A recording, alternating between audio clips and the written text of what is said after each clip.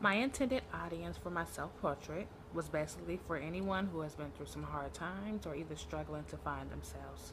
I also wanted to give inspiration to all, no matter what you go through, no matter what you've been through, that you just keep your head up and just keep believing in order to get to where you want to in life.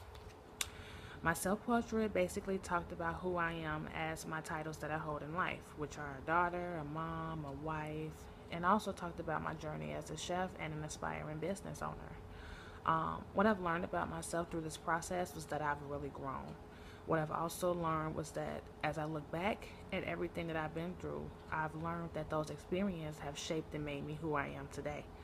Also, in the process of writing, it seemed like once I actually start getting into the whole rhythm of everything, it seemed like I was just writing and writing and writing. And I actually could have just kept going, writing, but maybe about 5 more pages or so. So it also taught me that when I really put myself into what I'm actually doing, that I probably can just keep going with everything.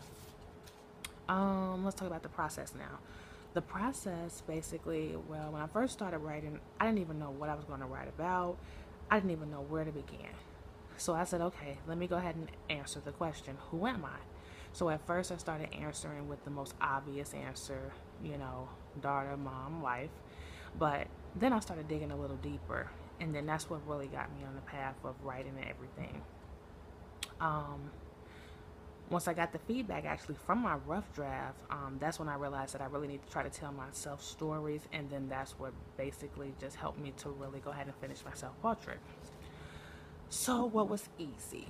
What was easy was because I was basically talking about myself.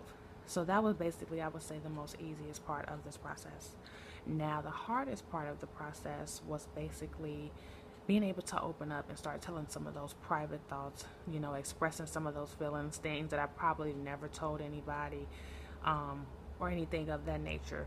So, basically, let alone writing it in a paper, submitting it to my college professor, you have those thoughts on, okay, what do they think about me? What would be their reactions to what you're actually writing? So I believe to me that was one of the hardest parts for me. Um, what I took away from the face in doing my self portrait was, I think, basically the style of writing. I read the time code, and I believe that Ruth basically expressed her feelings, no matter what. So, because Ruth was not afraid to tell her story and express her thoughts, no matter how bad they were, even if they were about herself or, her ideas or her opinions in life. So, that basically helped me in not holding back and telling my story. So, there you have it, and I hope that you truly enjoyed reading my self portrait.